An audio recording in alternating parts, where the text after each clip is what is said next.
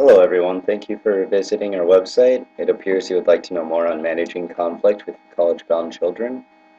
This is something a lot of parents deal with, so you're not the only ones. And whether it's an hour and a half away or 10 hours away, it's nice to know what you'll be dealing with and how to deal with it. I will be basing this information off of the Difficult Conversations book from Stone, Patton, and Heen. It's a great book, gives lots of different ways to handle conversations.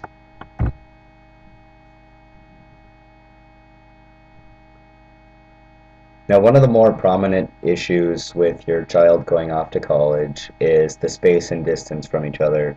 Um, it's like I said before, whether it's an hour and a half or 10 hours away, it's going to be nice to know how to deal with it. So the first thing you do not want to do is blame the victim.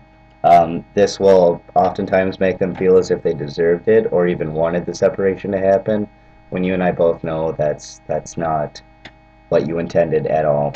And also, when you blame the victim, you push them away, and that's the last thing you want. That's actually the exact opposite of what we're going for here. So, do not blame the victim. It doesn't work. There are better ways to address the issue other than talking about it.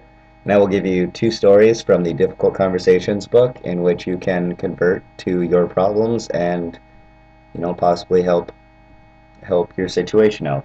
So, from the first story I'll talk about is Denny, who works out of state, doesn't get to see his mother very often. So, she keeps calling to see when he's going to come back and help her out on the farm, and so on and so forth.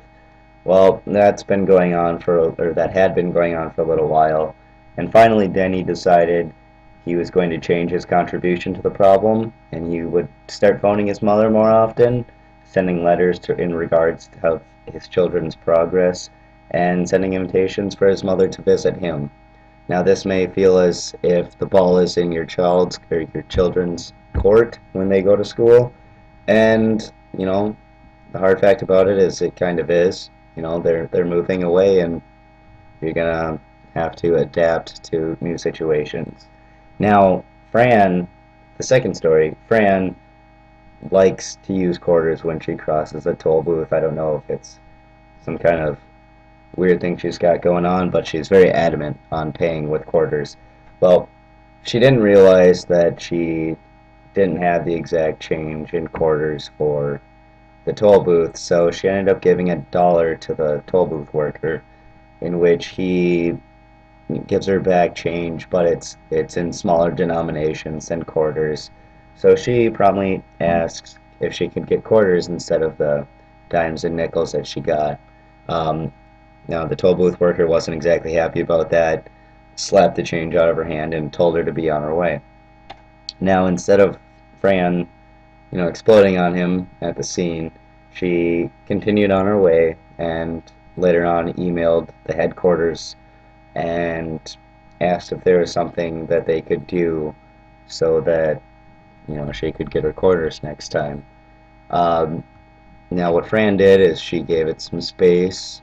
She didn't react right away, and I think that very much helped her in the long run because she was able to gather her thoughts and move along her way. So there we go. We've got Denny calling his mother and Fran emailing headquarters. Another thing you do not want to do is denial and exaggerate the situation, or deny the situation or exaggerate the situation, because when you deny the situation, you're often putting it off until a later date, in which it will pile up and you won't know what to do.